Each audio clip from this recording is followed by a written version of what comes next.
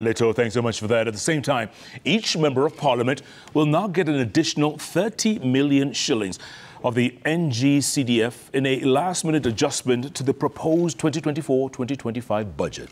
Now, the proposed increment, which comes amidst uproar over the finance bill that seeks to burden the taxpayer even further, goes contrary to the pledge by the president to have budgetary cuts for all the arms of government.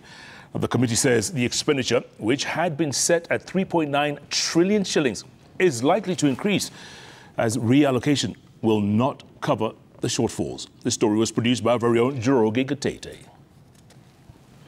After intense deliberations with stakeholders, including Treasury, on the budget estimates, curtains have finally come down for the week-long engagement by the National Assembly Budget Committee that now prepares for the presentation of the estimates to Parliament on 13th of June. As pen-drift with the executive. But of keen interest is the proposal by members of Parliament to increase the Constituency Development Fund by at least 30 million shillings per constituency.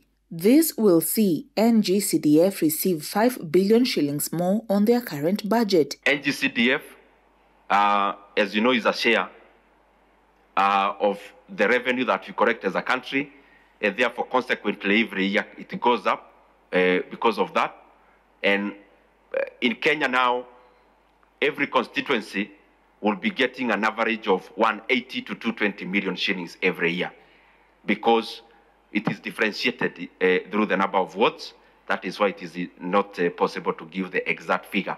Coincidentally, the proposed increment followed another proposed addition to the equitable share of revenue to the counties from the proposed 391 billion shillings by the National Assembly to 400 billion shillings after mediation.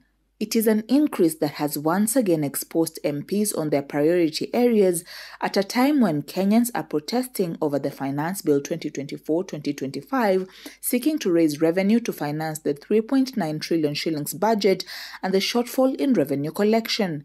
The legislators have, however, defended the move, saying the additional allocation will also be used to rebuild schools that were affected by floods.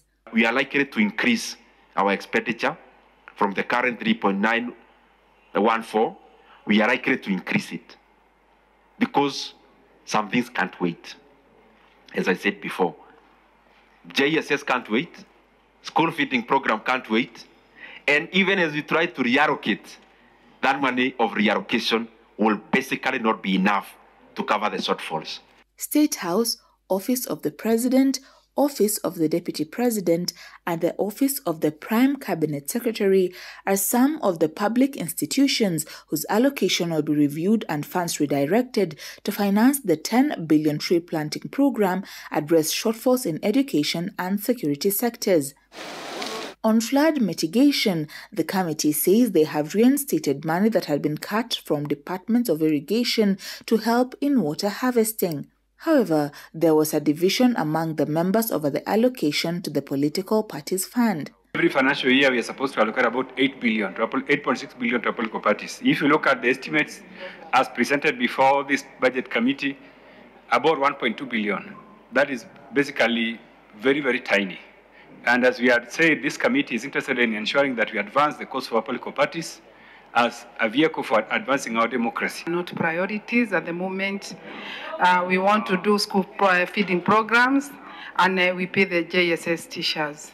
With the delay of disbursement of funds being blamed on service delivery, the committee has urged the National Treasury to ensure that resources are released on time to enable national and county governments' programs to run effectively. We are finishing the public